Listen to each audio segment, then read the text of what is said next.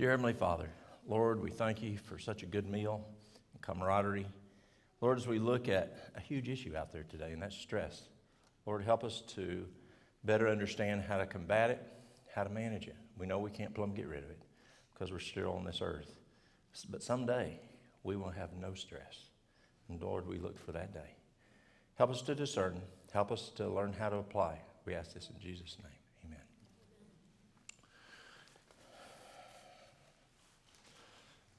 How many of y'all don't have stress? Did our guy from Kenya live? Is he coming? You know, when I went to Rwanda the first time, and I asked, and I would sit down with people individually to work with their health issues, and I would say, tell me, do you have stress? No, no stress. And nobody had stress except one guy, and he came to see me.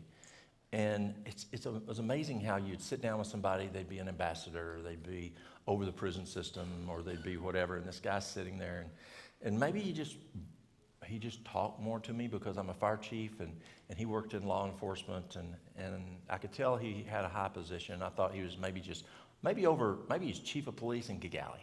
Well, it turned out he was chief of police for the whole country of Rwanda. And he's the only one in my first trip that identified stress.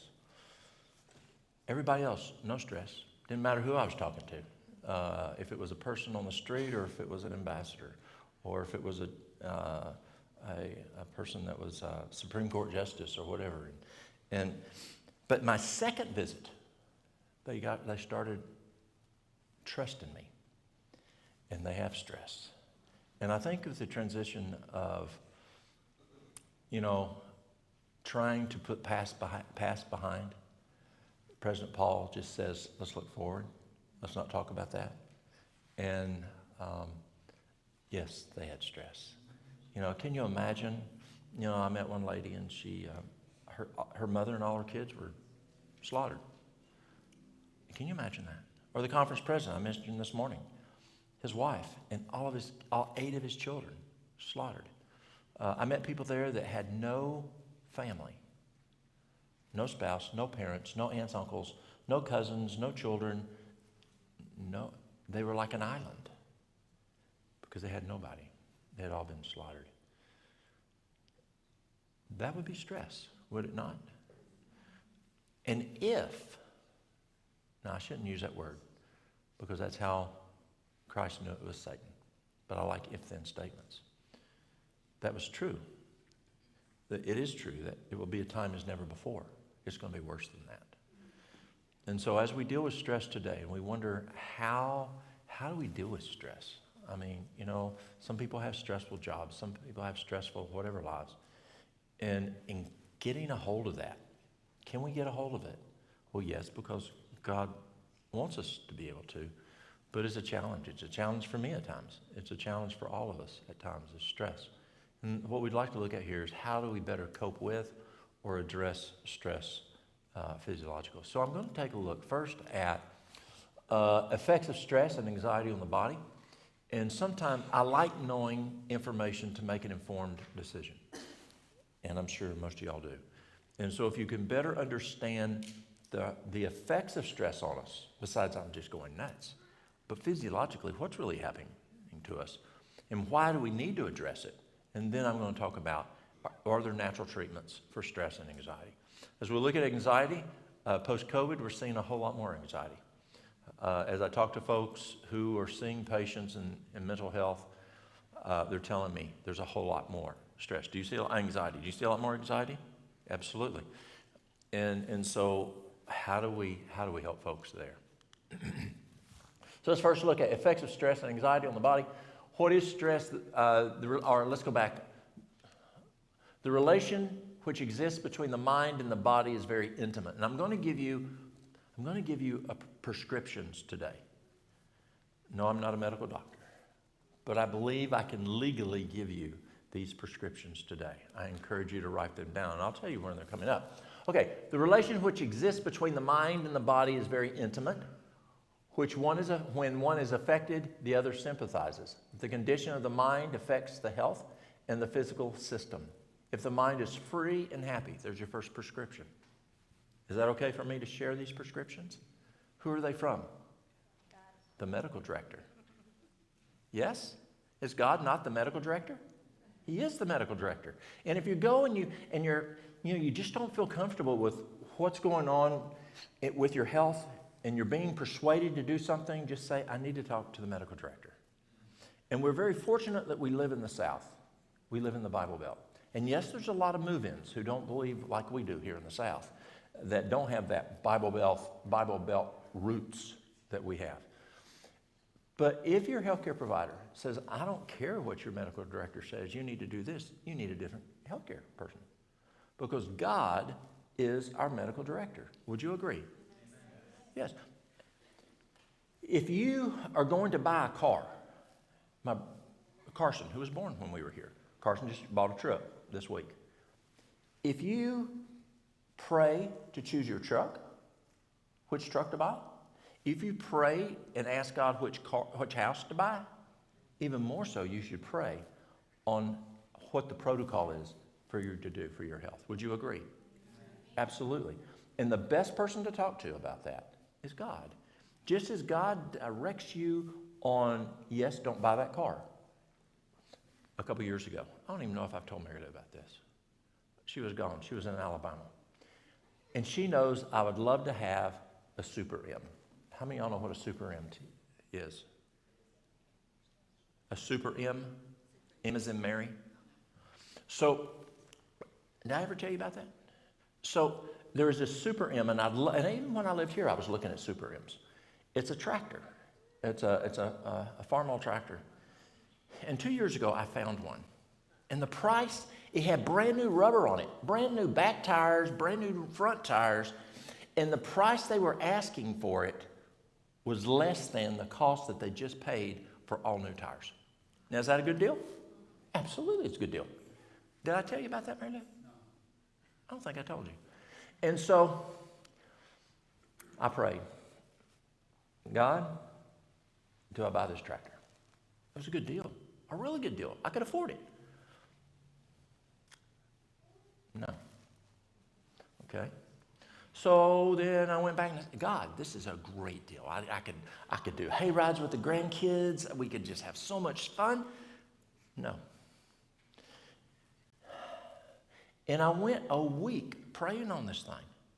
Come on, God, this is a great deal. You know I've been wanting one of these. It looks brand new. It's got great paint. It's got new rubber on the tires. It runs great. No. I didn't tell you, did I? She was down in Alabama. I have some issues I'll talk about later. So I called the man up, and I said, sir, and this is the advantage of living in the South. And y'all from around here understand me. I called the man up, and he'd offered me a tremendous deal. And I said, sir, I would love to have that tractor. But God said no. So I can't buy it from you. He says, I understand. I mean, just like, I understand. There was no, mister, this is a deal. No. He understood that I had prayed, God had said no, it wasn't for me. So if it is for our vehicles or our whatever, should it not also be for our health? Absolutely it should. Okay. So number one, if the mind is free and happy from a consciousness of right doing and a sense of satisfaction in causing happiness to others, it creates a cheerfulness that will react upon the whole system, causing a freer circulation of the blood and a toning up of the entire body. Isn't that cool? That's prescription number one. I hope you're taking notes. A great deal of the sickness which afflicts humanity has its origins in the mind and can only be cured by restoring the mind to health. There are very many more than we imagine who are sick mentally. Heart sickness makes many dyspeptics, for mental trouble has a paralyzing influence upon the digestive organs. A couple of weeks, 2 weeks ago, I think it was, I was up in Minnesota. I was up right outside of Mayo Clinic speaking. And my aunt in Chattanooga, her husband owned an oil company. They had quite a bit of money. And he died, I don't remember if she was this way before he died or not, but when he died, if you went to her house and you had arthritis, she had arthritis, she'd go to Mayo, check it out, up to Rochester. Or if you went to her house and you had ulcerative colitis, she had ulcerative colitis and she'd go up to Mayo. And she just knew she had it up here. Mary Lou and I, we were, it's not time. So Mary Lou and I it was a Sunday, and we were driving down off the mountain. We live up on a mountain, a little cabin. And we were driving to, it was Sunday afternoon, about 1 o'clock, and we were driving into the office to do some work. And we come around the corner, and a neighbor was there. He was using it, goes up every once in a while, but he lived in Charlotte. And he was there. He came out in a robe, a bathrobe, and his hair was just all night messed up. And I said, "What's wrong with you? You okay?" He goes, "No." I said, "What's wrong?" He said, "I'm dying." I said, "What's wrong?" He says, "I went to the hospital in Charlotte, and they said I have lung cancer. I'm dying." I said, "Where are the wife and kids?" He said, "I left them in Charlotte. I didn't want them to see me die." He said, "Just watch me." In other words, watch him until he falls over and dies, and I find him, and then I'll call the wife and tell him, "Your husband's dead." So Mary Lou starts making juices for him, making soups for him. He gets worse and worse and worse. He was actually confined to the couch, couldn't get up and down, and his brother had to come and take care of him. He was so bad. He got so bad that he was now starting to have problems breathing. And I told him, I said, "You need to have oxygen." He said, I've used all my money. I don't have any money left. He said, I can't afford it. I said, "Well, go to UT. They'll run you through the system. It's a state hospital. They can get you on Medicaid, and you can get oxygen, at the time at which you need it. But you're going to need oxygen because you're going to start hurting." Well, he ignored me and ignored me. He got worse and worse. And finally, I talked his brother into taking him to UT. Takes him to UT, and then I'm coming down the mountain. There he is walking around. Look fine, look normal. I said, "What's going on?" He says, "I went to UT like you told me." He says, "They misdiagnosed me over in Charlotte. I'm fine. I don't have cancer." I think the guy would have died possibly. Isn't it amazing how strong the mind is? Huge.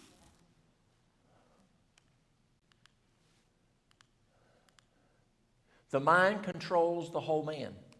All our actions, good or bad, have their source in the mind. It is the mind that worships God and allies us to heavenly beings. Yet many spend all their lives without becoming intelligent in regard to the casket, jewel case that contains this treasure. Yes, we need to protect our heart. Yes, we'll need to protect our digestive system. But we got to protect our brains. Because as those little kids, when I go on the school system, says, if we don't protect it, we make stupid decisions. 9/10 of the diseases from which men suffer have their foundation in the mind. And that don't mean you're crazy. There's an old doc years ago, he taught me, he says, "Walt, if you want to help correct illness," he says, "you got to identify the organ and the system, which is the primary problem. Then you have to identify the organs and systems which affect the primary organ and system. Once you've identified those, then you take away anything that can cause harm to those organs and systems, and you provide what those organs and systems need." So, stress, anxiety, what organ are we dealing with or system? What's the organ? The brain. So that's the brain. Now, okay, so now we've got a primary organ. What are the secondary, tertiary, whatever organs or systems that can affect the function of the brain? Pardon? Adrenals? Absolutely. Adrenals are a big issue today because of stress blows the adrenals. Digestion, huge, huge. I was going, Mary Lou was pregnant with Walter, and a bunch of us from work went, and we'd gone out and gone on the Ocoee.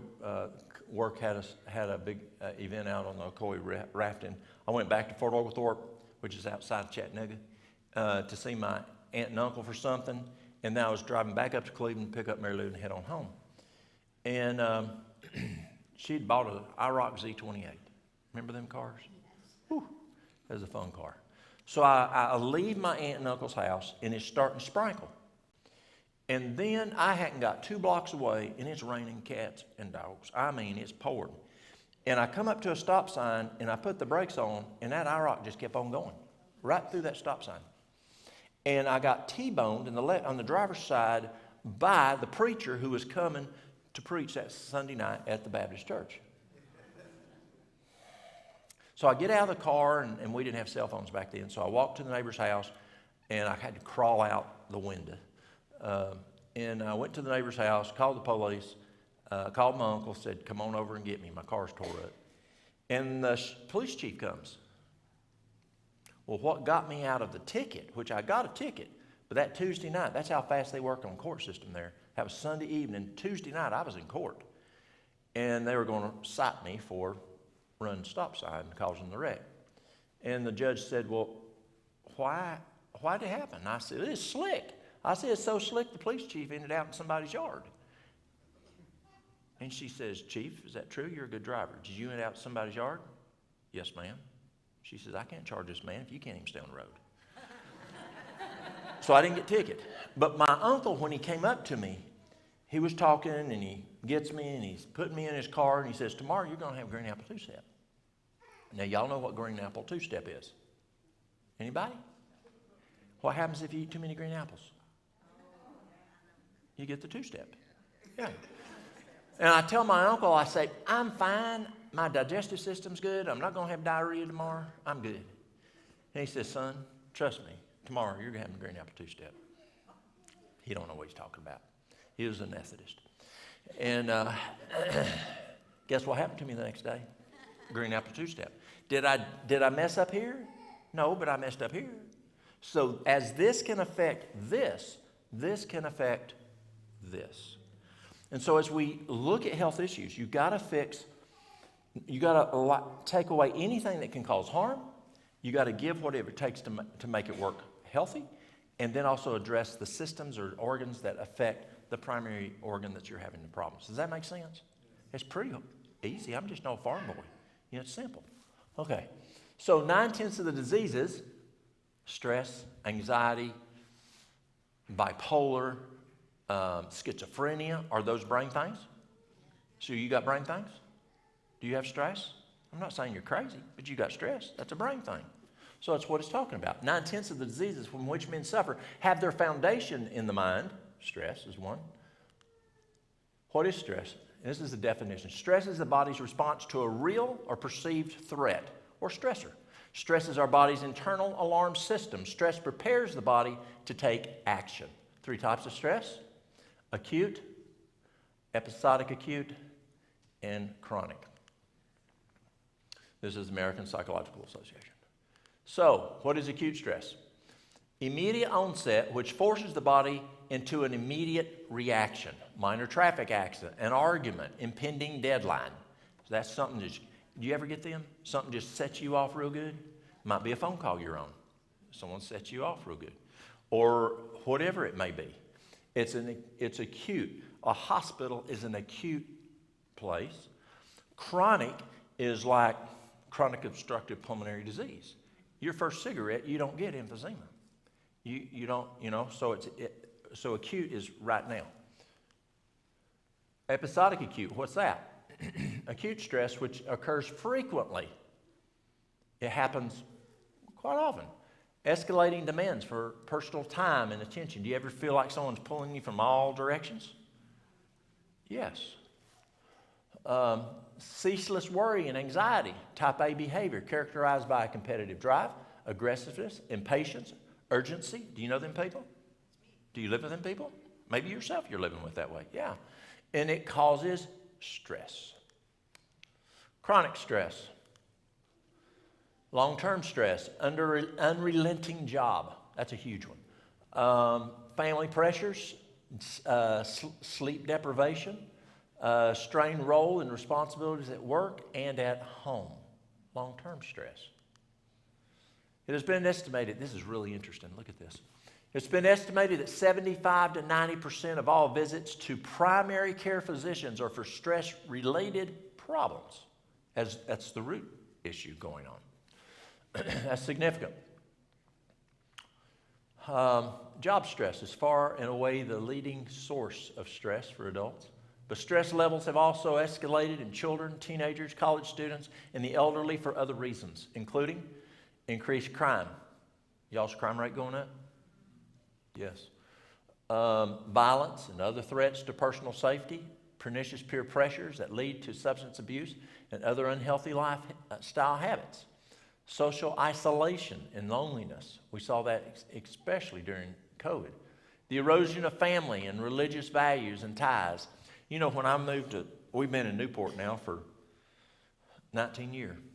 And when I moved to Newport, I go into factories and places and I do remember the Breeslov-Belloc study?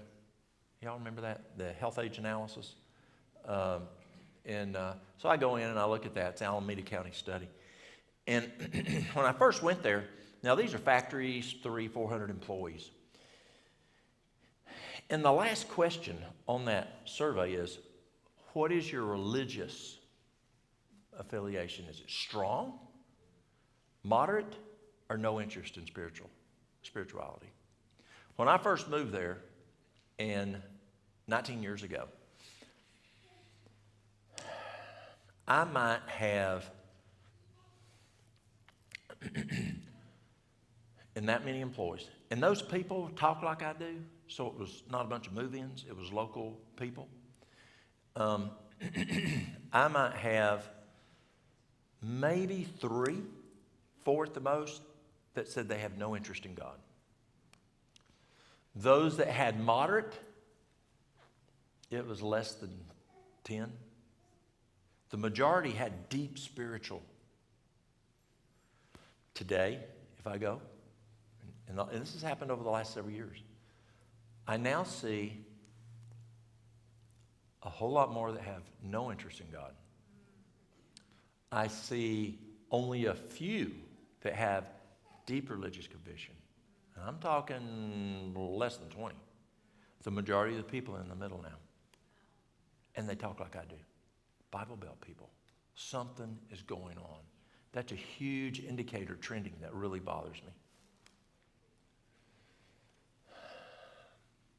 The loss of their strong sources of social support that are powerful stress busters. And we look, what's another big stress issue out there today that we don't have mentioned there that we talked about earlier? Social media. And if you've done Battle of the Mind, you understand that. We are all subject to stressors. The amount of stress we experience depends on how we respond to them. Where's our firefighter? Is he still here? Okay, is he still here? My first house fire, Ottawa, 1982. It was a 2-story family dwelling, 2 bedrooms upstairs, bathroom downstairs. You had the living room and the kitchen, and not much downstairs. Fire both bedrooms upstairs. So I had just joined the fire department, and you've got Tim Cumbo. Remember Tim Cumbo? And Worley. Both of those two were both. Cumbo was a captain. Worley was a lieutenant. I was following them. So we're going up. We're talking firefighter. So I'm heading up the stairs. Never been in a structure fire before. Heading up behind them. I'm on the hose line. Back then, 1.5 inches. Going up there, they plateau off. Chief always told us to do a right hand first, so they start knocking the right rim down. And all of a sudden, poof, there's fire, called a flashover, from about this high up. I'd never seen that before. I was scared to death. I left them. Down the stairs I go. I'm trying to rip off I'm hyperventilating. I'm trying to rip my mask off. I'm bouncing down the stairs, and I'm a college student, so I'm fit. Get outside, rip off my helmet, rip off the mask. I'm hyperventilating. They bring me a bag. Today, Yes, I know more of what to do to prevent a flashover. Yes, we see the signs. We can probably prevent it a lot of times. But even so, I'm down low and I'm not freaking out. It's kind of interesting, actually. You know, you cool it down and you start seeing your signs, some spot flashes. You start seeing smoke running down, what you look for. I cool the room down. We're good. But what is the difference? How did my brain respond to it? You know what I'm talking about? Our first child, Walter, when he was sick, boom, Mary Lou had him to the doctor's office. If they were closed, we went to the ER. Ashley comes around. Carson came around when we got here. He'll be fine. Isn't that the way it is? We are all subject to stressors. The amount of stress we experience depends on how we respond to it. I'll tell you the biggest, what's the word I want to use? The biggest defense system we have is trusting God. Amen. Yes? It is true. The more you trust, the stronger that muscle is. Trust. You have a child that knows his daddy real good. He just goes over to daddy. He don't freak out. Daddy's going to take care of him. The more we have that relationship, the less we freak out. So you got a stressor, you got financial, work, relationships, health, traffic, pollution, whatever it may be, and you've got your response, verbal, physical, mental. The question is, how do you deal with it? It goes through the brain, or it should go through the brain. And so someone comes and they cuss you out, what do? Do you just cuss them right out? Or do you process it? I don't think people are processing today. Someone hits you or someone says something, you just punch them out. Or you take a gun and shoot them. I don't think they process and it runs through the brain. God gave us a brain to have information coming in, and then how we deal with that determines on the health and what that brain, what's the word to use? How we've trained that brain to deal with something. Yes? Has God taught you to be kind? Has God taught you to be loving? Or are you just mean as a striped snake? And if you're mean as a striped snake, it may not take a lot of thought. You're just going to be mean as a striped snake. Back. Dr. Walter Cannon's classic research, Cat Confronted by a Dog. He took a cat that hated dogs. Anybody read this study? He took a dog that hated cats and a cat that hated dogs. He took the vitals, and it's been an hour. I'm going to take some sips of water. And he took the vitals on the cat, then he lets him go, and the dog starts chasing the cat, and the cat takes off, and then he snatches up the cat, and he takes the vitals again. This is what he finds. Heart rate went up, respiration went up, sugar in the blood went up, blood clotting mechanisms went up, muscle function went up, and what do you think happened to digestion? Shut down. Yes. So then they start looking, well, are cats different than humans, or is it the same? So this is what they found happens in humans physiologically. Increases the heart rate, increases blood pressure. Does that tell you anything? What we're going to talk about in the next class on cardiovascular disease? What causes blood pressure to go up? It's the number one cause of hypertension that I find. Number one cause. Increased respirations, increased hormones and adrenaline, increased sugar in the blood, increased blood clotting mechanisms, increased muscle function, queasy stomach, nervous perspiration, headache, sporadic eating, increased hunger, loss of appetite, changes in sleep habit, reduction in the digestive system, reduction in the immune system. This is called fight or flight. Now, I don't know why, but when I went over to Africa and I'm talking about this is when the bear's chasing you, they had no idea what a bear was. Y'all must not have bears over there. You don't? But they knew what lions were. And so I talked about lions to them people in Rwanda, and they knew that they need to stay out of their way. So, but we don't have lions. We've got bears, unless you go down to the Asheboro Zoo, and they got lions down there. I stand there one day, and I'm sitting there looking at this cat, and she is a female, and she is staring at me, and I'm staring at her, and all of a sudden she goes, whoa. wham, and hit that plexiglass stuff. Whew, scared me to death. I was glad. Scary. Physiological changes. We find that it shuts down digestion in humans. It shuts down the immune system. But Harvard found, this is cool, Harvard found in their studies of prostate cancer and on breast cancer that it shuts down the healing factor when you're stressed. And what Harvard was looking at, let's say you got a lady who goes in, she's got a lump on her breast, doc palpates, sends her for a mammo, they do a biopsy. She's now what Harvard calls, she's in the period of unknown. Until she sits down with the oncologist and they say, yes, ma'am, you have cancer, here's what we do. And the period of unknown is gone, and the healing factor goes back up working like it's supposed to, according to Harvard. And what they were really upset at is many times when we identify a problem and it goes to the path lab and it can take forever getting in appointments or whatever, and it might be a month to 6 weeks, she said, before that they sit down with that patient and say, Mrs. Jones, here's our recommendation. And she said, that lady now needs her healing factor working, and we should not be making her wait 4 to 6 weeks. And she encouraged physicians across the United States to be fast. Let's get an answer. Even if it's not what maybe you agree with, there's at least a plan. We're out of the psychological period of unknown.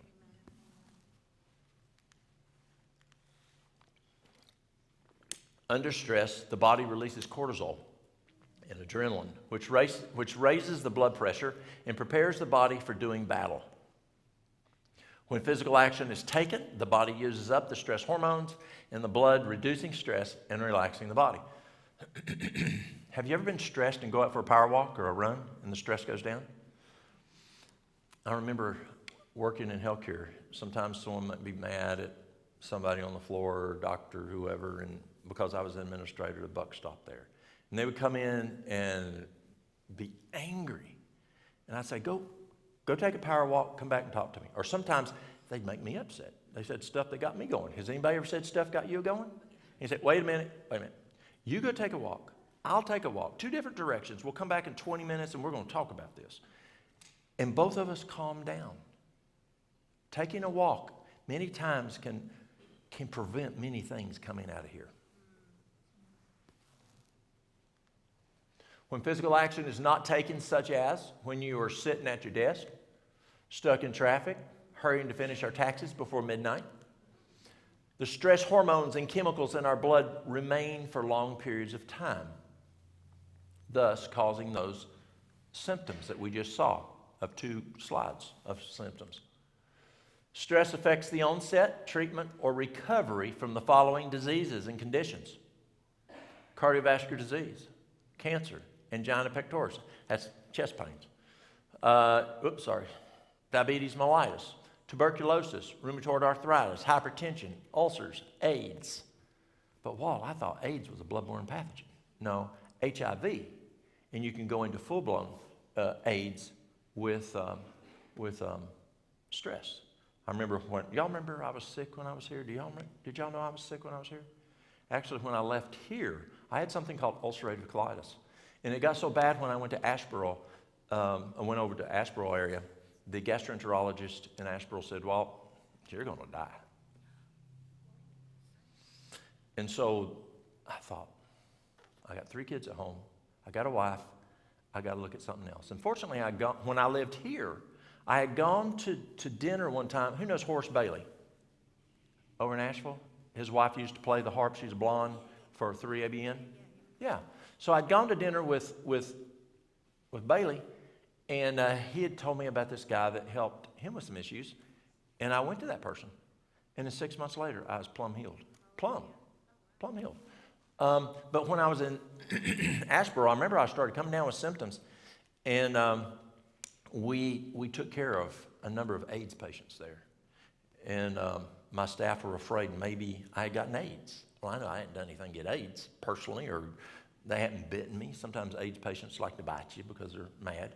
Or I hadn't had any lesion issues I'd gotten next to or anything. So I knew I didn't have AIDS. And it turned out to be I had UC. But what happens is stress can take that HIV and throw you into full-blown AIDS because of the stress. Muscle-related conditions, allergies, common colds, warts, skin rashes, loss of hair, graying of hair. Where's the real danger? Acute stress or chronic stress? Chronic stress, yes. Chronic stress, unrelieved stress causes the damage. It's where those hormones are staying elevated in the blood system, causing those physiological problems.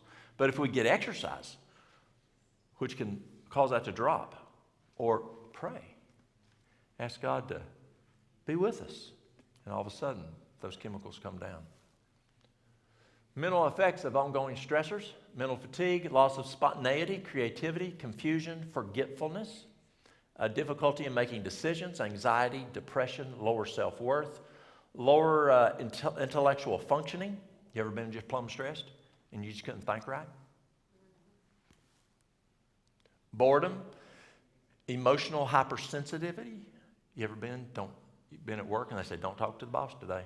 Them and their wife had a fight. Don't even say nothing. Don't say nothing. He ain't doing good. People are just more sensitive. Feelings of isolation and alienation, tendency towards suppressed feelings, withdrawal, aggression, quick temper, loss of control, increased risk-taking behaviors. Do we ever see that when we're stressed? Do stupid stuff that we normally wouldn't do because we're just angry or stressed or whatever. Increased drug use or abuse, and that's an issue out there. Huge issue out there. Did you know just 1 minute of anger can suppress your immune system for up to 6 hours? Who's ever read Dr. Neil Nedley? Who's ever read the book Proof Positive? That's where I got that information on that. So I was giving a lecture on immune system with a friend of mine. I talked about him earlier. He's a neurologist. And I said, Arvo, and he specializes in brain function. I said, Arvo, help me with this slide. 1 minute of anger, 1 minute of stress. Talk to me about physiology. If 1 minute of anger can suppress your immune system, can physiologically, similarly, can 1 minute of stress lower your immune system equally? He goes, absolutely. Absolutely. So you can put in here, did you know that just 1 minute of stress, major stress, can suppress your immune system for up to 6 hours? Have you ever been real stressed about a situation, gotten in a fight, argument, or stressed about taxes, or stressed about whatever, work or whatever, and then you got sick? Absolutely. And so it's amazing. So we talked about the physiology. Let's talk about what can we do. So we're going to go back and really start looking at prescriptions that you can do.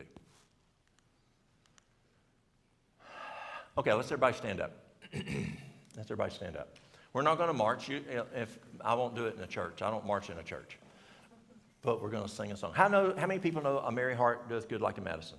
All right, so help me out. We're going to sing it twice. And then the second time, we'll all know it. A merry heart doeth good like a medicine. Like a medicine is a merry heart. But a broken spirit dry up the bones. A merry heart doeth good like a medicine. Okay, y'all all know it now. Okay, you ready? A merry heart doeth good like a medicine. Like a medicine is a merry heart. But a broken spirit dry up the bones. A merry heart doeth good like a medicine. All right, you can sit down. Got our blood flowing there. I was in New York City. Just out of New York City, north of the city. And we were having a conference for medical folks And before each meeting, we would sing this song to let folks know we're getting ready to have the next meeting. It was Friday afternoon. And this lady stands up. She's standing back, probably 3/4 the way back there. It was a large hall. And she says, I need to tell y'all something. She says, my specialty is the bone marrow. That's all I work on, bone marrow.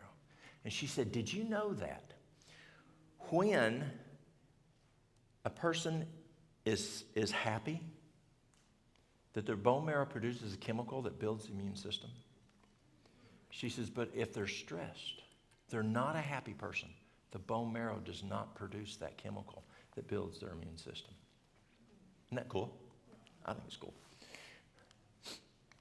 So there's another prescription. Do you have a merry heart? Or are you always upset? Wishing you'd had this, wishing you had that? Disease is sometimes produced and often greatly aggravated by the imagination. Remember my aunt down in Chattanooga? Many are lifelong invalids who might be well if they only thought so. You know people like that? Yeah. Okay, here's some. Get right. Courage, hope, faith, sympathy, love, promote health, and prolong life. Courage, hope, faith, sympathy, love, promote health, and prolong life. Now, there's one. Who's in finance? Who's finance? So you know bottom line. 2 lines, right? Bottom line. The bottom line to the universe. This is the bottom line to the universe. You have love. Prior to Satan going nuts, or Lucifer going nuts, it was love. And he brought in self. Yes? That's it. That is bottom line. Either you have love or you have self.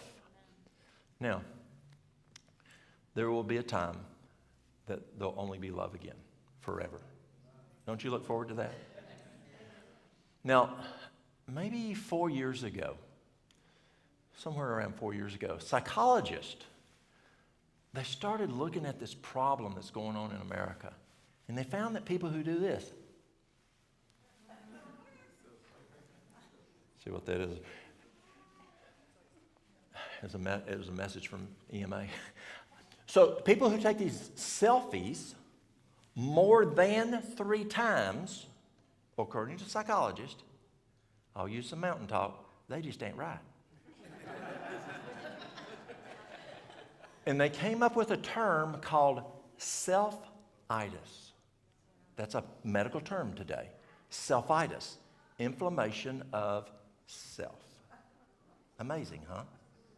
That's there you go. There's a diagnosis you can use on your people. You got self-itis. But the opposite is love.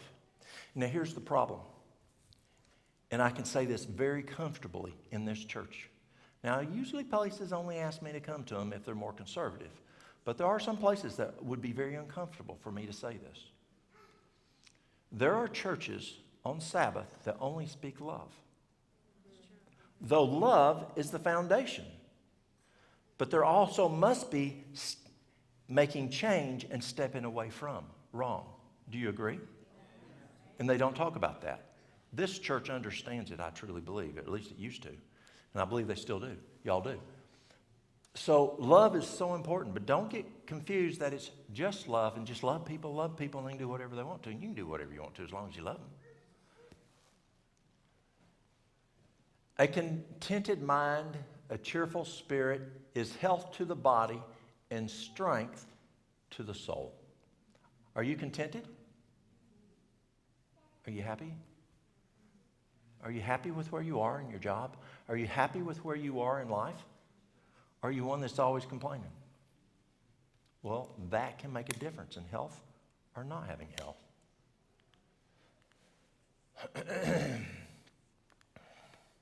And the reason I know this is true, Carson, the pickup truck he bought this year, is a GMC. is he going to use a Ford manual? Look at what manual you're using for your health. This is the manufacturer. Well, that's not a good word. God, we are not manufactured. But this is the Creator's manual. Would you agree? Yes. Now, I have a very different philosophy than some places I go. But I think y'all share similar belief.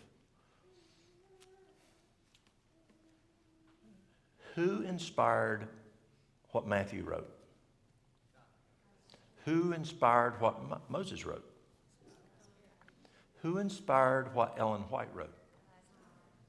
Do you get where I'm going? I mean, to me, that's pretty simple. Pretty simple. Okay. Gratitude, rejoicing, benevolence. What is benevolence? We studied that in Sabbath school several years ago. Giving to others. Yeah, giving to others who don't have, are not as fortunate as you are. Trusting God's love and care. These are health's greatest safeguard. Gratitude, rejoicing, benevolence, trusting God's love and care. These are health's greatest safeguards. If you do not have these, you are going to have disease. It's just the way it works. The relation that exists between the mind and the body are very intimate. When one is affected, the other sympathizes. The condition of the mind affects the health to a far greater degree than many realize. Many of the diseases from which men suffer are the result of mental depression, grief, anxiety, discontent, remorse, guilt, distrust. All tend to break down the life forces and to invite decay and death. My father-in-law told me until he died, if someone don't trust you, is maybe someone, if they don't trust others, maybe they shouldn't be trusted themselves. Do you have grief, mental depression, anxiety, discontent, remorse? You wish you could do something different? You wish you'd gone into a different field? Wish whatever? Remorse? Guilt? Guilt that you did something? Had a girl come in 2 years ago now. About 2 years ago now. And I mean, she looked like a whoop dog. She looked bad. And I sat down with her and I said, "What's wrong?" And she said, "Well, I've been on meth." And she said, "I decided to come off it cold turkey." And she said, "I went to the ER, and the ER said they don't deal with people like me. And they said to come over and see you." And I said, "Okay." So we started talking about what to do to help her with these withdrawals that she was having. And I asked her, I said, "You go to church?" She says, "No, I can't go to church." I said, "Why don't you go to church?" She says, "I'm not perfect." I said, "What are you talking about?" She said, "People go to church are perfect. You can't go to church unless you're perfect." And so what do you think happened? We quit talking about the meth issue and started talking about another. Do you see how the right hand opens the door for the gospel to walk through? Do you see how it works? Now, I could have said, "Well, you need to talk to my preacher." But you might have lost the opportunity. In firefighting, I wear different hats. When I come off the mountain and I'm on the fire truck and I come off, I don't actually have a helmet in the truck on. I'll put it on when I get out. We're not supposed to wear a helmet inside the truck. So when I get out, I have a fire helmet. But let's say it's not on fire. The vehicle is let's say it's like that car this morning. It's all crunched around the people like what happened last night. And so do I sit there and I say, "Well, rescue squad, they'll be here in a while," as the person's bleeding out? And so, no. I put on my rescue hat and I pull out jaws of life and we rip the car apart. And then they're bleeding to death. Do I say, "Well, EMS will be in here in a while"? No. I put on my EMS hat and I say, let's go ahead and take care of these people. Let's fix this problem with the scope of what we can do. Or maybe it's a hazmat situation and there's some methyl ethyl bad stuff out on the road.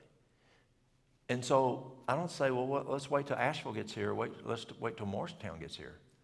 I put on my hazmat hat. So I have to wear different hats to deal with the different situations on that fire scene. And the same true as medical missionaries.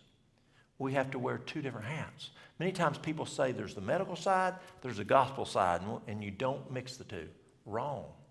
We're not talking about that today in depth, but I tell you that is wrong. God said that every church is to be a medical missionary center. Every member is to be a medical missionary. And so as that girl then starts talking about, you have to be perfect. Wow, here's a chance. Yes, the right hand opened the door. Now I started talking to her about this guy called Paul. And Paul said that that he was a chief sinner, right? And then I talked to her about this guy by the name of David. She didn't know about Paul. She'd heard about David, but didn't really know about him. I said, did you know he wanted the guy's wife, so he killed the guy? She said, no. I said, God said he was after his own heart. I said, you ain't killed nobody, have you?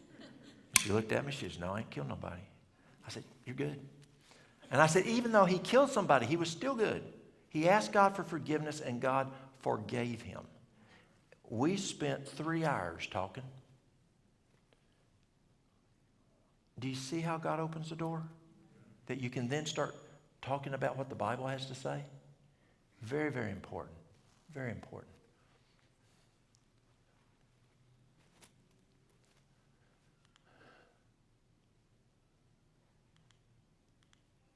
So how can I manage my stress? There's controllables and non-controllables.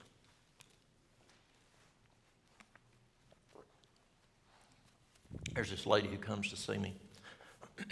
Her son, I don't know what happened, but something happened, and her son shot a state trooper. So he's put away somewhere out west. She says she can never see her son again. Can't touch him, can't hug him. I can't imagine. Can you imagine that? She can write to him. She can call him on the phone. She can send him packages, but she can never see him again. So what I had her do, I had her write down on a piece of paper all of her stressors. And then I had her, those of y'all in business, y'all know what a T-bar is. Draw a line, what's going well, what's not, what we need to change. So I had her draw a piece of paper. Actually, I drew it. And I put controllables and non-controllables. I said, now I want you to take this list of stressors and put them either under controllable or non-controllable. So she did that. Her son is under non-controllable. I said, can you do anything to change that with your sister? Crying, fretting, whatever. Is that going to change it? No. I said, okay. So we put it under the non-controllable side. And there's everything you can do to fix it, you put it on the non-controllable side. Then I had her rip the paper plumb in half. And I said, now when you go home, I want you to sit down with God, and I want you to ask him to take this paper. Y'all that have kids, would you do anything with them what God would say you could do for them? Would you? Absolutely. I said, even more so, God will do for us. Because he can do even more than we as a parent can do. And I said, you take that, sit down with him and pray and ask God to take that away. Because there's everything you can do. Fretting, crying ain't going to fix it. It's just going to make you sicker and sicker. Give it to God. And I said to the lady, I said, do you remember God said that if we ask for forgiveness, God will bury it in the deepest ocean? And he says, don't get a submarine. No, he doesn't say that. He says, don't go back down there and get it. But you know what I'm saying. Some people get a submarine, they go back and get it and bring it back up. And God's already, they ask for forgiveness, now they go bring it back up again. I said, don't go get it. And I said, now Satan is going to come and he's going to dangle that in front of you. Your son's in prison. You ain't ever going to see him again. Your son's in prison. You ain't going to see him again. I said, here's what I want you to do. I want you to say, in Jesus' name, Satan, get thee behind me. Amen. I said, he can't do nothing. I said, let me share with you a story. Let me share with you a story. I said, I don't think you're this bad. It was a Friday. Mary Lou was at home. She was teaching the kids at homeschool up at the house. And it was a Friday morning. We closed early on Friday. There was about 4 ladies I was helping. There's 4 ladies I was helping. A lady comes walking in our store. You kind of keep an eye on what's going on. She walks in. She walks around them women. She walks around. She comes behind the counter and stands right up to me and says, you Walt? I said, yes, ma'am. Now, this woman, she looked about like what that girl looked like. I mean, terrible, awful. Oh, back to that girl. I had her go home and I had her juice. She didn't have no money. She had 2 twins that were 10 months old. Had her juicing. I learned this from Doug Batchelor. You might not be able to afford a good juicer. Just go to get you some V8 juice. And so I had her go home and get some V8 juice and dollar store V8 juice. She come back the next week. The 2 girls in the office did not even recognize her. She looked so different. Amazing. Amazing what God can do. But anyway, so this lady comes in, and she looked really bad. I mean, bad. And she dressed like a gypsy. She had something stuck to her head. Her hair looked like Princess Leia. I mean, just really different. And she said, you Walt? I said, yes. She said, they told me that you could help me. Can you help me? And I knew it was going to take some time. I said, I'm by myself today. Can you come back Monday morning at 8 o'clock, and I will be here to help you? She said, okay. She walks out. I'm about right here. She says, I'm going to be the worst case you ever had. Walks on out. And we're all looking like, what was that? Monday morning, she was there right on time. So I sit down. She sits down. And we start doing history. She tells me that she's been to psychiatrists. The drugs didn't work. Had been to psychologists, and the sessions didn't work. And someone told her maybe herbs that I had would fix her brain. And so we start talking, getting a history about various things. I'm asking her questions about her. And all of a sudden, out of the blue, she says, can I ask you something? Or can I tell you something? Can I tell you something? I said, sure. She says, I can make things levitate. Do you believe me? I said, yes, ma'am. What am I dealing with? I got a problem. So I start praying. Well, that's all she said. Well, so we start more into depth, getting into what's going on with this lady. Well, I got an idea now. So we start asking more and more questions. She says, I need to tell you something else. I said, what's that? She says, you see that place over there, O'Reilly's Auto Parts? They just built it. Yes, ma'am. She says, I can tell you where everything is in that store, and I've never been in that store. Do you believe me? Yes, ma'am. So I really take a why now. We know what we're dealing with, yes? And so we start talking on things to improve brain function. Is brain function important with this situation? Yes. So I start talking to her about things that she might be doing that could be harming the brain. I talk to her about things she could do to help her brain function, because if her brain ain't working right, I can't get through to her. And then I tested something. I said, Jesus, and you would have thought you'd hit her with a cattle problem. She starts shaking. And I said, what's wrong with you? I'm a country boy. I talk to country people. I just talk country. I said, what's wrong with you? And she says, they don't like that name. I said, who's they? They. Not it, not he. They don't like that. Okay. So we keep talking. I'm thinking, okay. So then here's an opportunity, y'all. Here's an opportunity to investigate. I say, God. She didn't shake. And it showed me how much more Satan and his demons hate Jesus than God. So we continued. Let me test this again. Science, you test and retest. So I said, Jesus again, and boo, she goes shaking again. So then I gave her some things to do. And I said, here's what I'd like you to do for the next week. And I said, every time, and I gave her some things to help her with brain function. She didn't bring no money. But are there times that you just help people? Yes. Is that not what we're there for? And so I said, here's what I want you to do.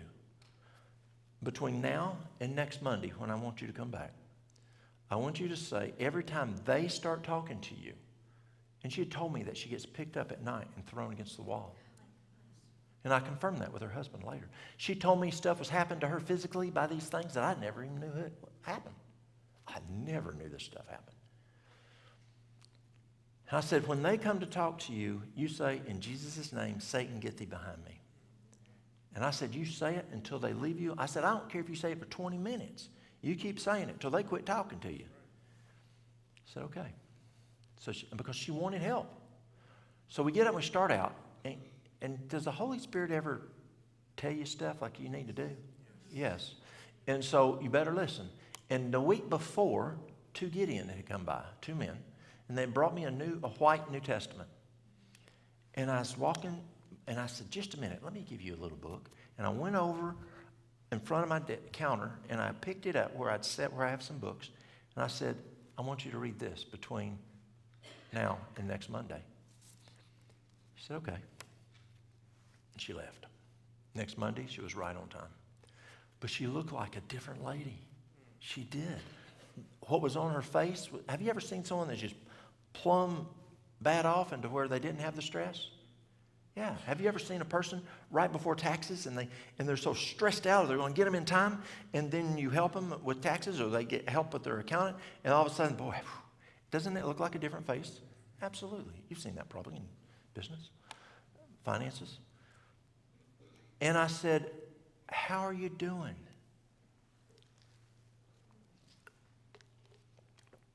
She said, good. I said, are they talking to you? She said, no. I said, why? She says, I say what you told me to say, and they don't try to even talk to me at all now. And I said, did you happen to get a chance to read on that little book I gave you? She says, yes. She says, I especially like the first 4 books in that book. Now, what did she just tell me? She said, I especially like the first 4 books. So she had read more. She'd read more. I said, why did you like those first 4 books? She says, because it talks about Jesus. And she didn't shake it off.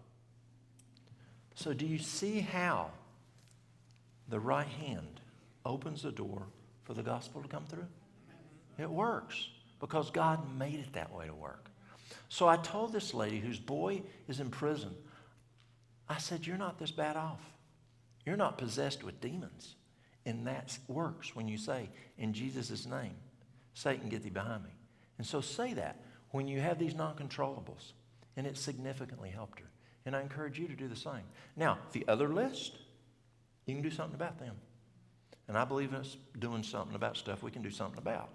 And I said, now take Jesus' hand and sit down and say, okay, how are we going to fix these? Because there's things we can do to address these. You can't say, okay, I'm 10 years behind in taxes. God, just take care of them. No, you got to have part. You got to do something there and ask him to protect you. Controllables, nutrition, exercise, water. We talked about these this morning. Sunshine, temperance, air, rest, trust in God. Normally I don't talk about that here, but let me share with you here. Someone asked me this, said this morning, they said, oh, that's just that's that old stuff. Do you know how old that is? It was Friday morning. And General Lee was leaving Fredericksburg and heading over to Culpeper. Now, who knows where Culpeper is? Culpeper is the town during the Revolutionary War that came up, the Minutemen of Culpeper came up with that yellow flag that has that snake on it and says, don't tread on me. That came out of Culpeper during the Revolutionary War. So General Lee's leaving Fredericksburg Friday morning, heading to Culpeper. Lincoln finds out through intelligence. He sends Hooker down to cut across and catch Lee and wipe him out. Go to battle. Well, Hooker was delayed, or Lee was faster, whatever happened. They didn't cross paths. Lee makes it onto Culpeper. Then he heads north up the Shenandoah Valley, up Pennsylvania, towards Pennsylvania for what? Gettysburg. If Hooker had caught Lee, he may not have had Gettysburg. But that wasn't the way it was supposed to be. That was Friday, June 5, 1863.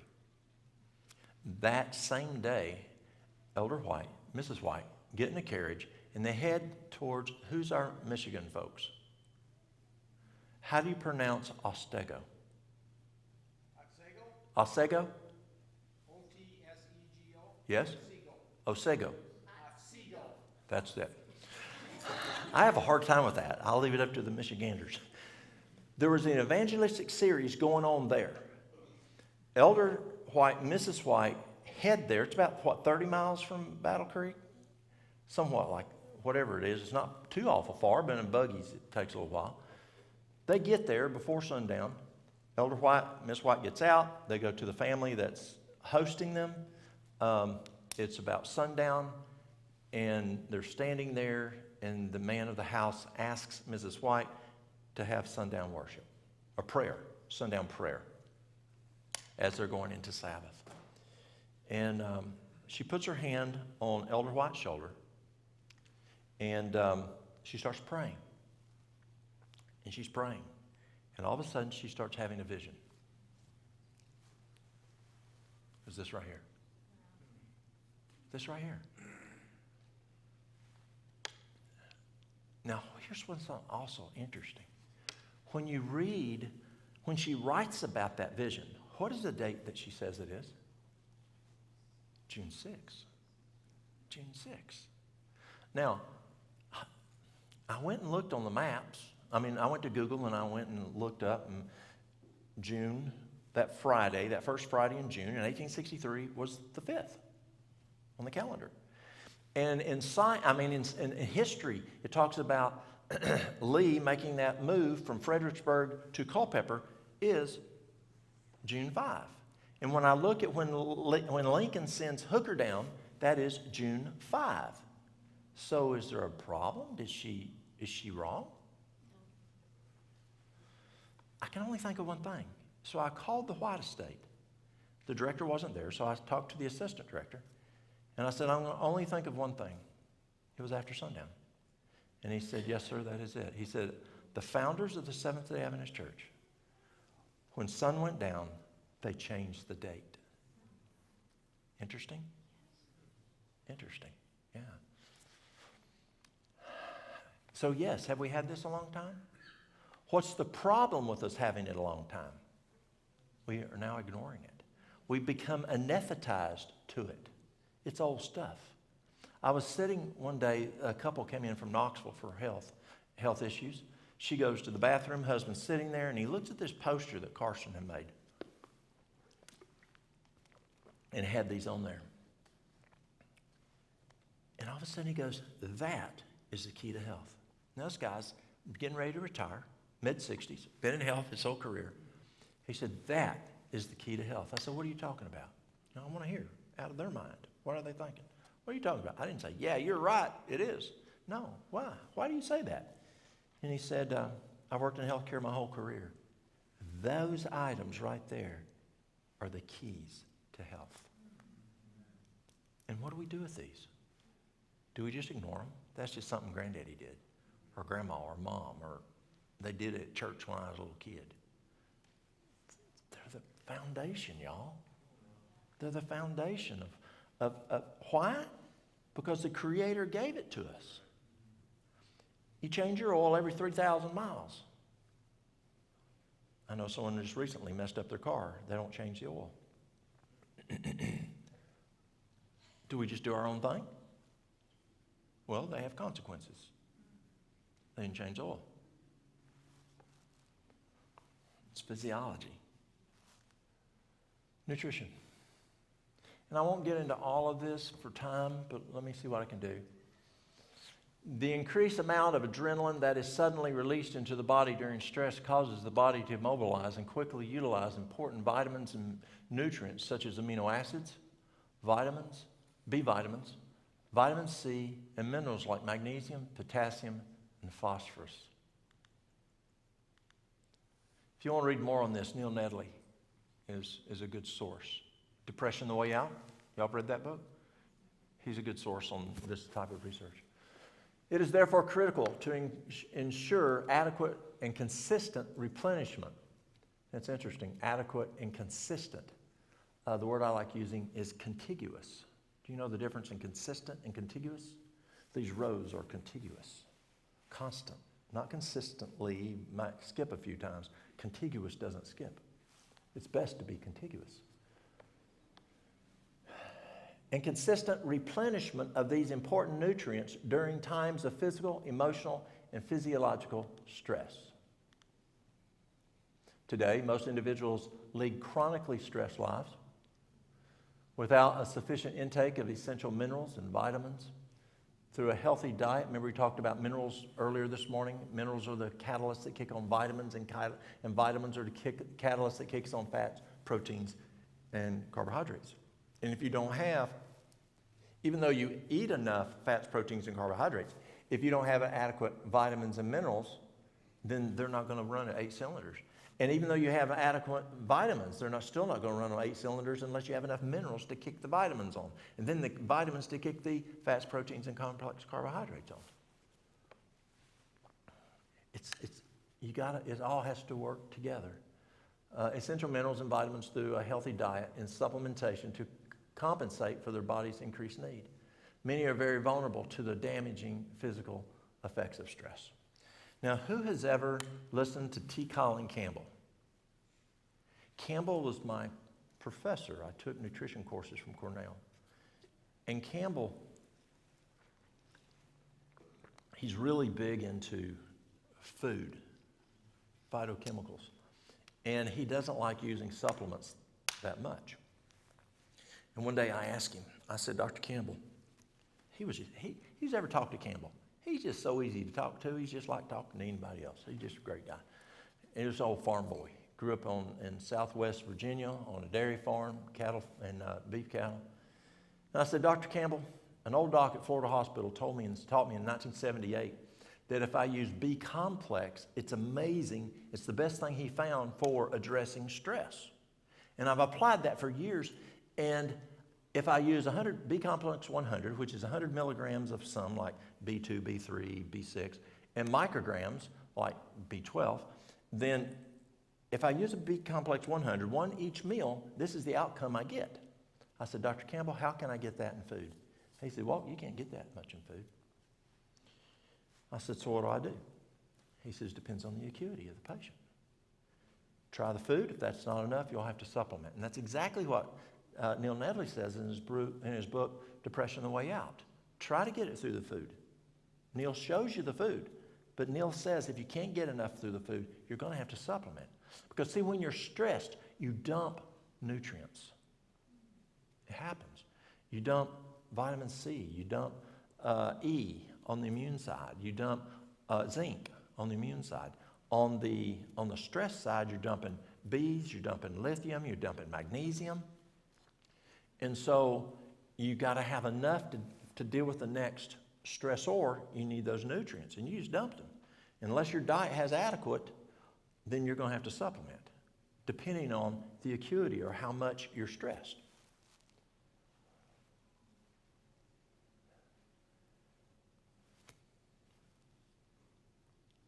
Without the sufficient intake of essential minerals and vitamins through a healthy diet and supplementation to compensate for their body's increased need, many are very vulnerable to the damaging physical effects of stress. That's very true. So we've got vitamin A, B vitamins, C, vitamin A. Vitamin A plays an important role in maintaining immune function. As an antioxidant, it protects immune function by helping to maintain the integrity of the epithelial barriers to infections. It also activates the phagocytes and cytotoxic T cells.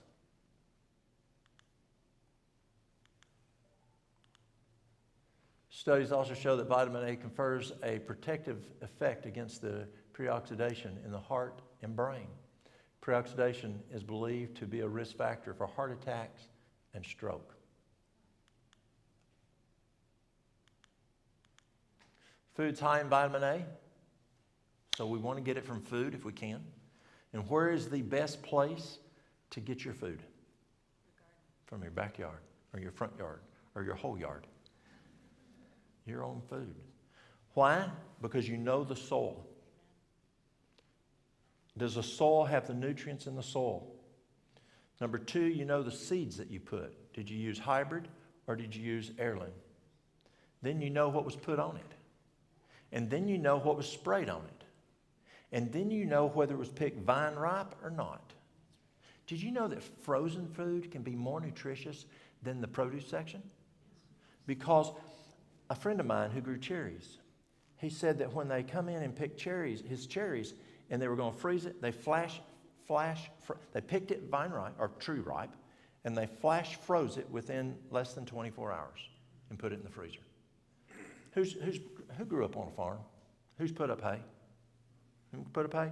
Okay, so you put up hay, and hay has like a bell curve in nutrition, right? And you pray that when it's most nutritious, it's not raining. Yes? Because if it's raining, what's going to happen if you put it up? It's going to mold. So you either need to cut it ahead of time if it's going to be a whole long rain, or you cut it after, but still you lost nutrition. Well, the same thing's true with food. And so where we live, they do a lot of tomatoes. And when they pick the tomatoes, they are green. Are those vine ripe? Do they have the most nutrients? Which would you rather have? I had a really good mater sandwich today. Do you want to pick a green mater and eat a mater sandwich green? Or do you want a nice red, just feels just right? Yes. And so you want food that is vine ripe, to speak generically, amongst however it's grown. And the best place to have that is in your backyard, where you grow your own food. You know your soil. You know what the seeds are. You know what you put in. Sweet taters, cooked for vitamin A. Now, carrots. Does this mean we only want to cook carrots? No, because there's, like the vitamin A, the beta-carotene, you've got more when it's cooked, but a whole lot more items are better when eaten raw. And so you can do a combination cooked and raw to get the most nutrition. Squash, butternut, cooked to get the vitamin A. Cantaloupe, now they can cook that one. See, we don't cook cantaloupes. Dark leafy greens, cooked. Tropical fruit, again, not cooked. Sweet red peppers. Dried apricots. Romaine lettuce. B-complex vitamins. Vitamin B, or B vitamins, are necessary for numerous body processes, including but not limited to energy production and metabolism. Studies show a positive association with intake of certain B vitamins and health.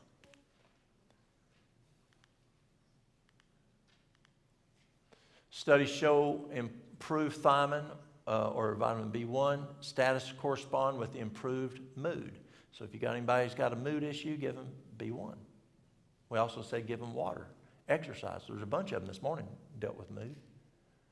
Niacin, also a member of the B vitamin family, which is B3, is found to be beneficial for stress-related conditions. Niacin has antioxidant activities, and studies corroborate its beneficial effects in lowering high cholesterol and triglyceride levels and protecting against atherosclerosis. That's clogged arteries.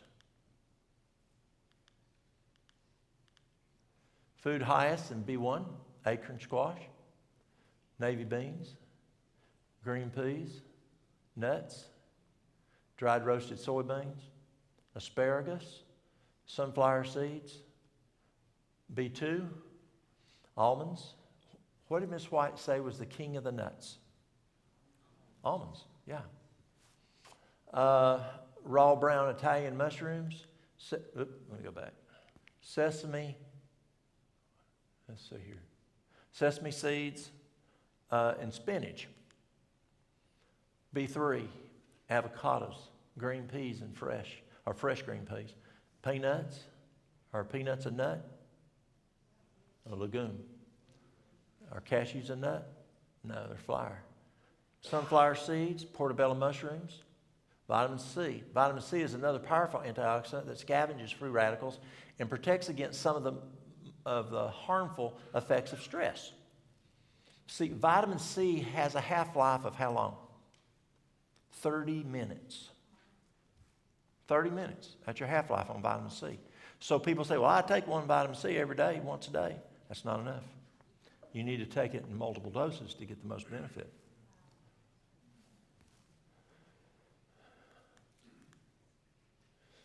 Oh, let me go back. I don't think I fully read that, did I? Stress is another powerful antioxidant scavenger of free radicals and protects against some of the harmful effects of stress. Studies indicate that cellular levels of vitamin C drop when subjected to stress. It's true. Supplementation of vitamin C was found to be beneficial in this case.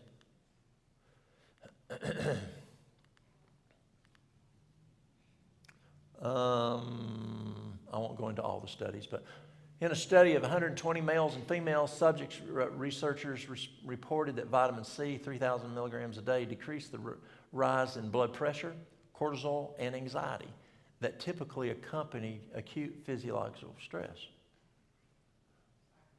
Acute physiological stress. Pardon? Oh, thank you. Psychological. I read it wrong twice. Psychological.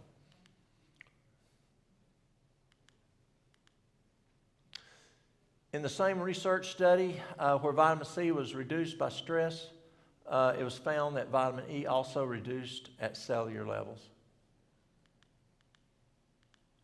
Minerals, you got magnesium, calcium, zinc, potassium, lithium.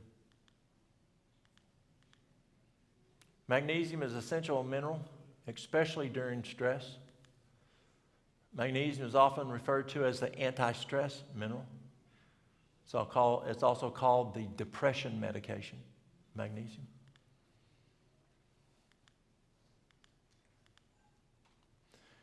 During stress response, cortisol and adrenaline release, the body simultaneously releases magnesium to offset the jarring effects of the adrenaline. We talked to that earlier. So, if a person has chronic stress, do you know people who are just plumb stressed all day long? You know people who are just stressed all night long? They have nightmares, and so they're all day long dumping magnesium. And magnesium is huge. Why do we see so much restless leg syndrome? The number one cause of restless leg syndrome is magnesium deficiency. 75% of restless leg syndrome is magnesium deficiency. If that person is very prone to stress, there's a good chance it could be the magnesium deficiency. Number 2 is dehydration.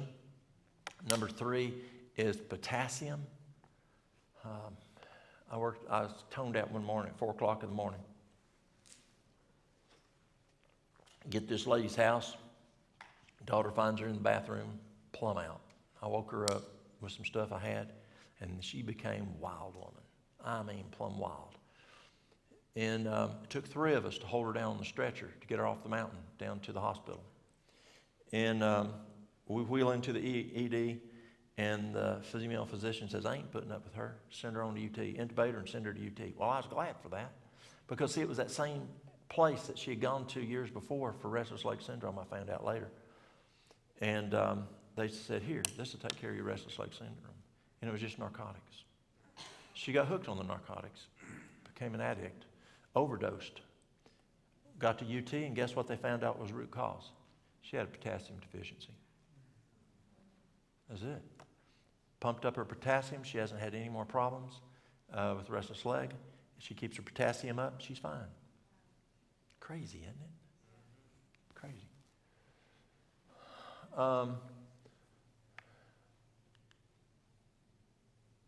Chronic stress, and the other one for restless leg is iron.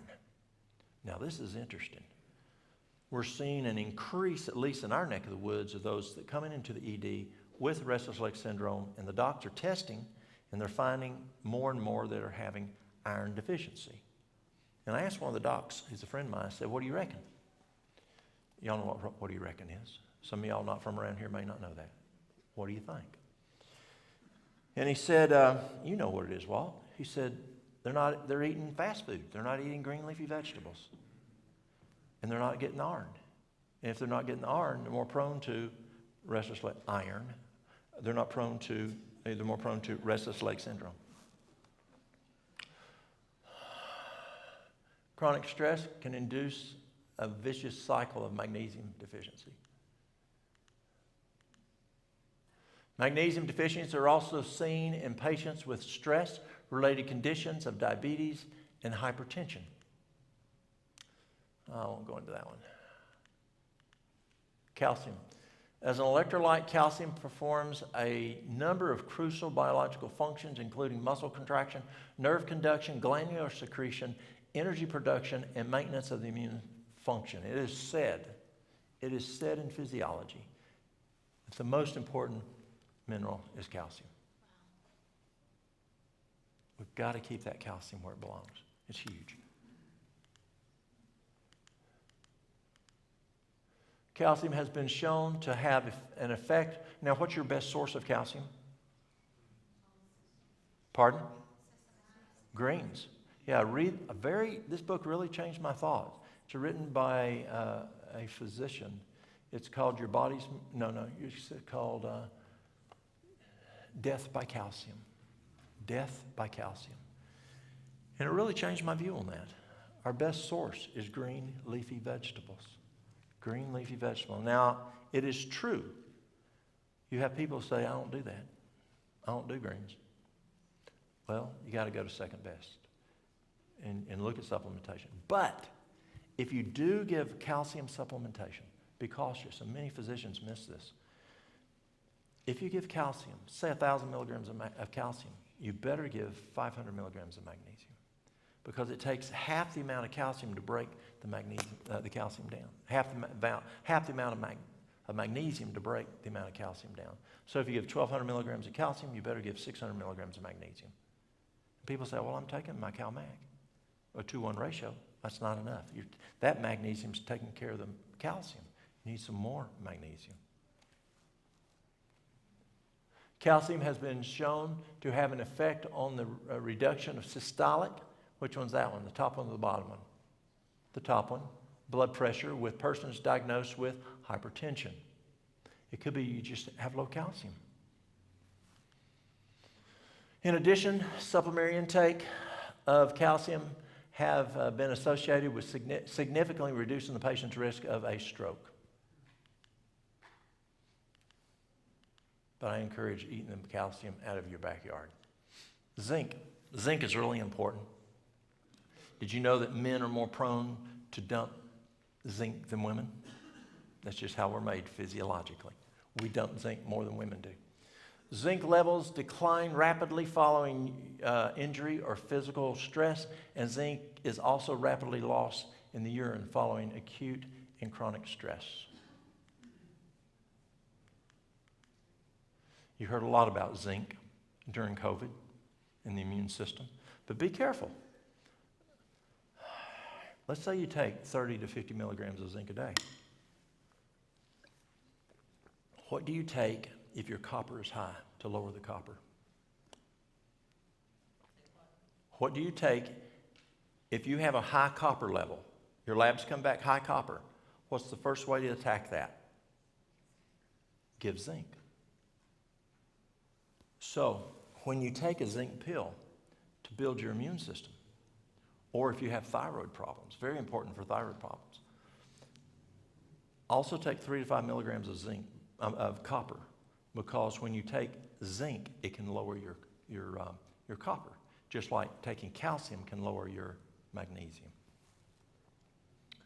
Zinc levels decline rapidly following injury or physical stress, and zinc is also reported rapidly lost in the urine following acute and chronic stress.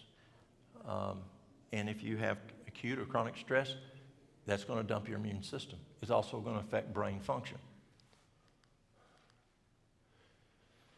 When the body is stressed, potassium is quickly excreted from the body.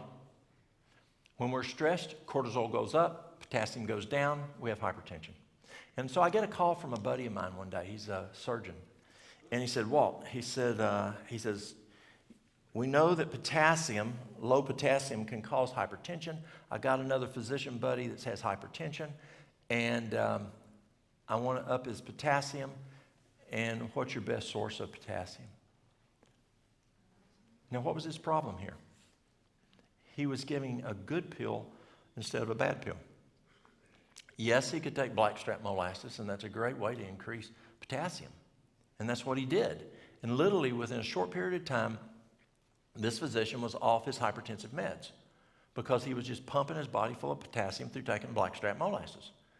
But why was his potassium down? Because he was stressed. Let's get to root cause, fix his stress, then his potassium is not going to tank. And he doesn't have to take the blackstrap molasses, though blackstrap molasses is good for us.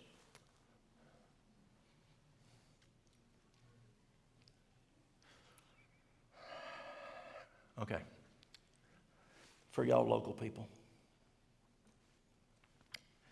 Sunday morning, Johnny gets up, goes to the kitchen table. Mama's making pancakes. And he sits at the table and Mama says, Johnny, you want some molasses? Johnny goes, Mama, how can I have no molasses if I ain't had no molasses? How can I have molasses if I hadn't had no molasses? That's for y'all local people.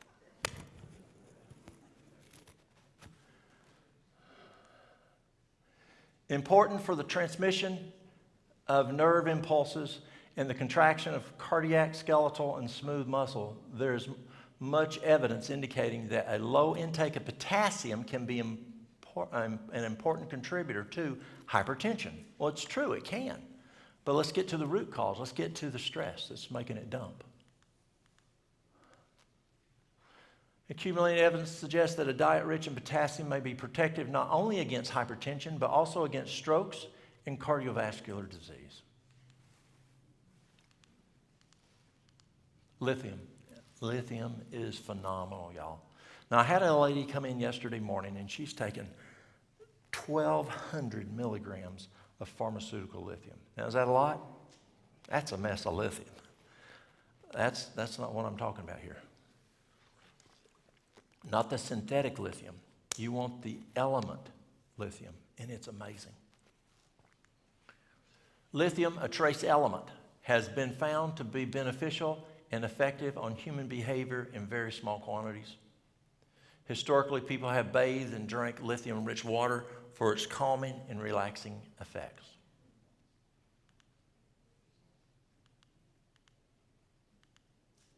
So lithium, there's two major kinds. There's lithium aspartate and lithium orotate, O-R-O-T-A-T-E. And lithium orotate I like better than aspartate, but it's phenomenal for stress, anxiety, depression, super good for bipolar and schizophrenia. I had a guy come in one day. He called me first and he says, Walt, I need to come see you. I said, come on. Owns his own business in a county away, and a very religious man. And he said, Walt, I'm having bad thoughts. What kind of bad thoughts you having? Taking a gun to my head. He said, it's so bad I can't even work. So I encouraged him some B-complex, some lithium, some magnesium, but especially lithium. He had a visit with the doc that week and mentioned to him that he was starting to take lithium orotate. And the doc told him that guy down in Newport don't know what he's talking about, and I'll prove it to you. He drew some labs to prove that his lithium was fine. His lithium was low. But it wasn't working. And so he comes back, and I said, I was doing 5 milligrams 3 times a day. And he said, I need more. He said, I believe God wants me to have more of that stuff. I'm impressed that God tells me I need lithium. Can God do that? Does God do that? Yes. So I said, okay, I've only read 40 milligrams at this point. Let's go to 40. Didn't work. He says, I'm still impressed. I need lithium. I said, I don't know how to – 'Go further than that. I haven't found anything showing more than 40. So he goes, okay, and he went to another guy. This other guy pumps him up to 100 of lithium. But then I found out later that it's actually prescribed to Alzheimer's patients who are having Alzheimer's fits. They prescribe them lithium orotate, which is an element, 100 milligrams for Alzheimer's fits. And it works great. But I didn't know that yet. So this other guy has him on 100 milligrams a day, and boom, depression's gone. Every once in a while, he'll call me. And he'll say, Walt, I ain't doing good. And Maria knows, Mary Lou knows, Walter knows. If he calls, I need to talk to him now. I might be on another call, but I need to talk to him because, again, he's in that state.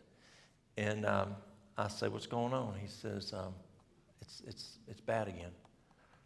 He says, I don't remember what to do. Tell me, what do I need to do? He can't remember. All he can remember is call.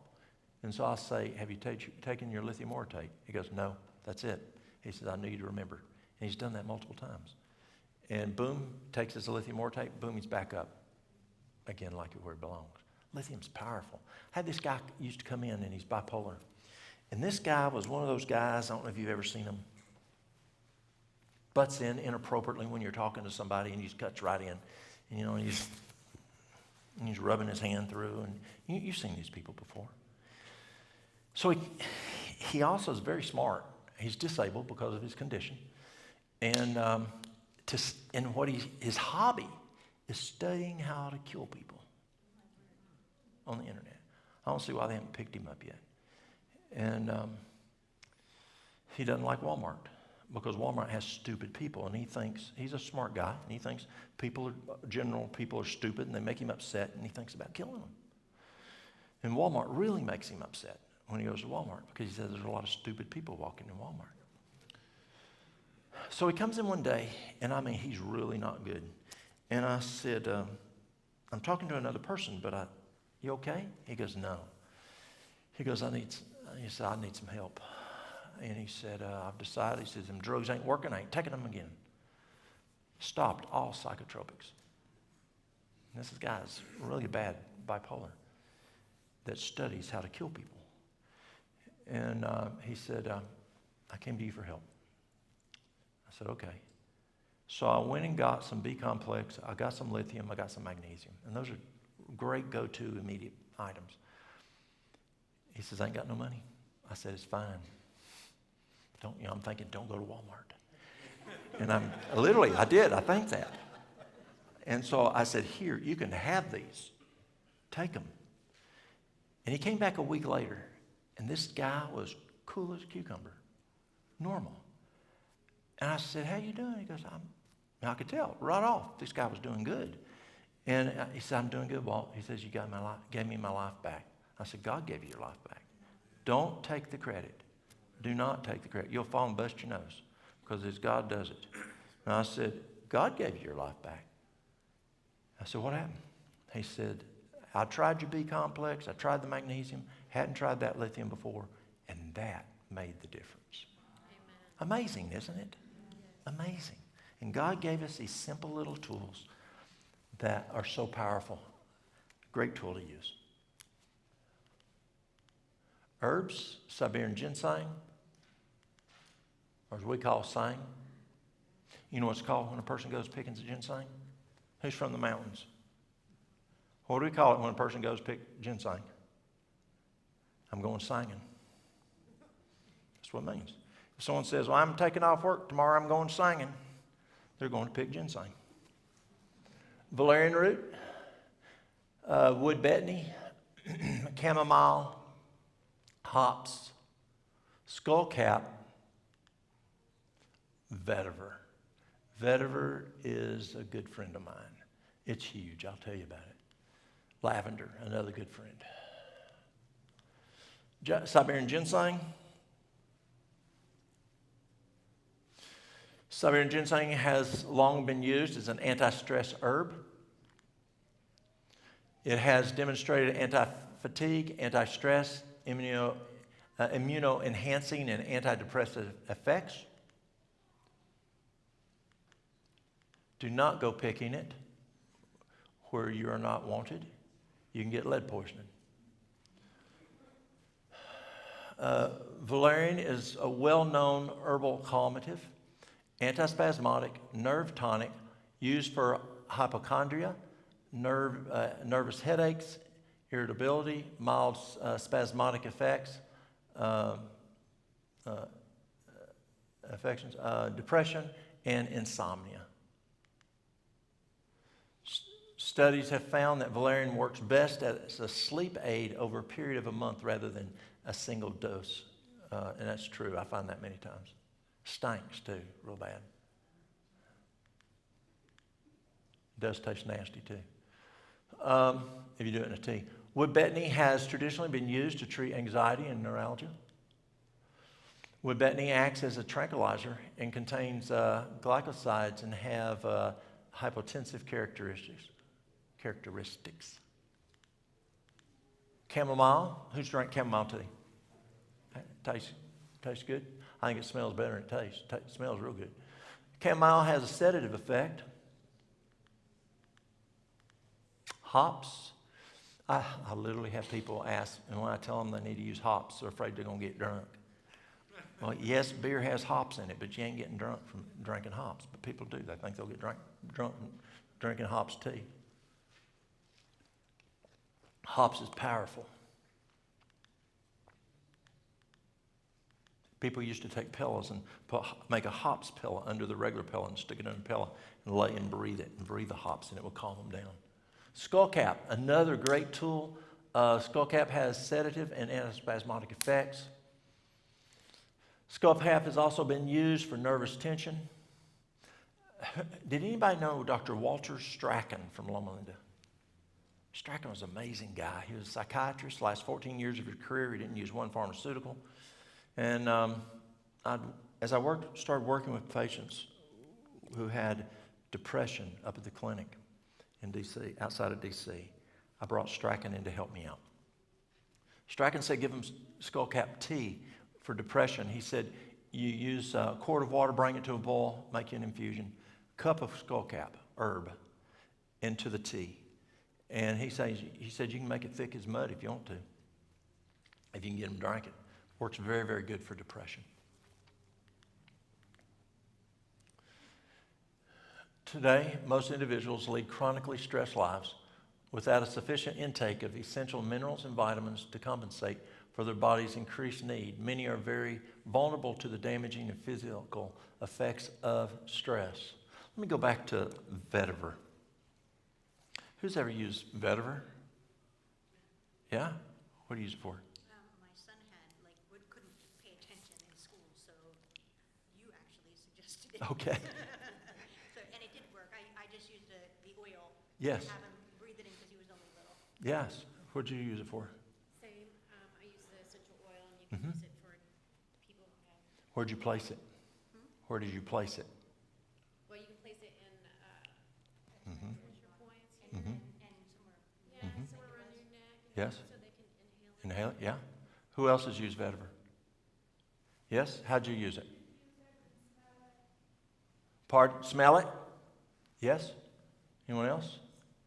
Vetiver is phenomenal. I had a lady come in one day. I was at the cash register, and Mary Lou wasn't there. I had 3 ladies I was helping, and a girl comes walking in. She walks over and she steps over by my essential oils, and you keep track of folks, and I could tell she just wasn't doing good. She's about to blow up like Mount St. Helen. And I look over and I said, just a minute. And I walk over to her and I said, ma'am, are you okay? And she says she's having it's the worst anxiety attack that she'd ever had.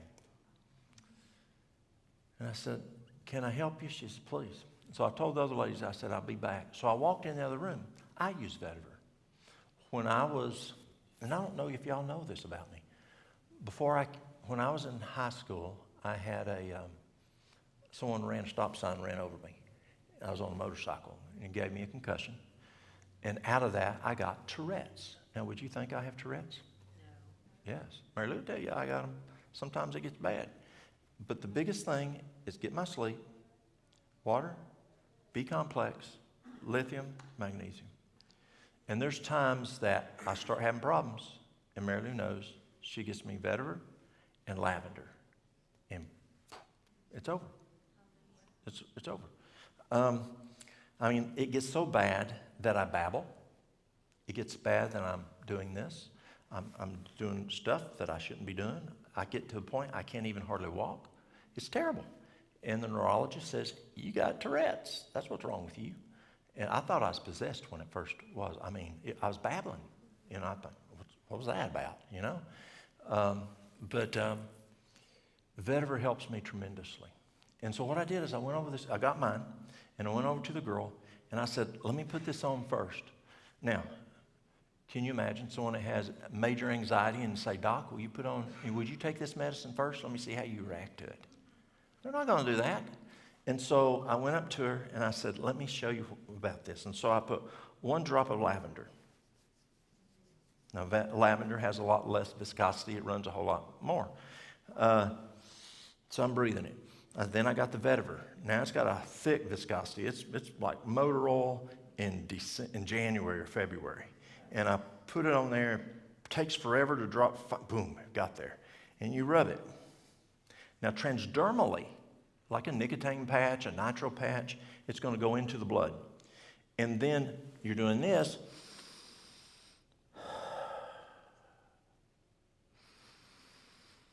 Real slow, and you're breathing it in. Where's it going? Into the lungs, into the blood. It's getting into the blood again. And so that's how you're getting it in. So I said, here, try this out. So she said, yes. So I put it on her. I said, now, I want you to breathe this. I'll be back in a minute. So I walked back over to where I was helping this lady. And so I did not even finish with her. Walter finished over by the herb cabinet, sitting down helping somebody. And I noticed he'd get up, and I said, Walter, and I let him know now, help this lady. And so he walks over, ma'am, can I? And he starts talking to her. She starts talking. And it was a different lady. I said, just a minute, to the next person. I walked over there. And I said, how are you doing? Literally, it was a different voice. Not that she was possessed, but have you ever dealt with people who are really stressed and anxiety and or a person who's calm? She was calm. That fast, she was calm. And she looks up at me and she says, what did you just do to me? I said, that's what God did. See? Open the door and let the gospel through. You give the credit to God. It's so important. But lavender and vetiver are tremendous tools to use for that. Exercise is huge. Exercise is a form of physical. Exercise is a form of physical stress. Can physical stress relieve mental stress? Yes. Alexander Pope thought so. Strength of mind is exercise, not rest. Plato agreed exercise would cure a guilty conscience. You'll think so too if you learn to apply the physical stress of exercise in a controlled, graded fashion. Anyway, stress. So what are some tools we can use? We've got about 5 minutes to go. No, we're about over there. So what are some things we can do that we talked about? B complex. We talked about lithium. We talked about magnesium. I keep saying it over and over and over. I believe in repetitive. Those are great tools. What else for stress? Water. Water's huge. What else? Essential oils. Okay. What are they? Yes. And there's some others that can calm you. Skullcap. Some people, I went to one church up in Michigan. The wife wouldn't even come listen to me of the pastor. Because on the way home, they grilled me and wanted to know what I thought about essential oils. I said, I believe essential oils are good. She wouldn't come to any of my classes. She said they were of the devil. And I said, why? New Agers use them. I said, New Agers drink water. New Agers are even vegan. And I said, did you know that just 1 drop of peppermint essential oil, all they've done is they've distilled it? And I asked her, I said, have you ever used lavender essential oil? Yeah. Have you ever used eucalyptus essential oil? Yes. You know, where did eucalyptus, what's that stuff eucalyptus is in? Vicks. Where did Vicks start? Where? Yeah, Greensboro. It's in North Carolina. It's just down the road. 1 drop of peppermint essential oil, you're going to get the medicinal benefit in drinking tea, you're going to have to drink 26 or 28 cups of peppermint tea. And I want to say it's 28, but I'll say 26 just in case. That's a lot versus 1 drop. It's herbs on steroids. It's just they've just concentrated. You ever drank concentrated orange juice? Yeah. What else? Exercise, rest. There's a lot of things you can do for stress, but the most important, trusting God. Let's take a break. How long do we want to take a break? And we're going to come back. And what we're going to talk about this next time is I'm not going to go up there, but I'm going to talk about cardiovascular disease. What do you do to reverse hypertension? What do you do to reverse atherosclerosis? What do you do to improve a poor ejection fraction? What do you do to strengthen that left ventricle? What do you do for cholesterol? What do you do for triglycerides? How do you raise the HDL? Those kind of things. We're going to talk about that when we come back.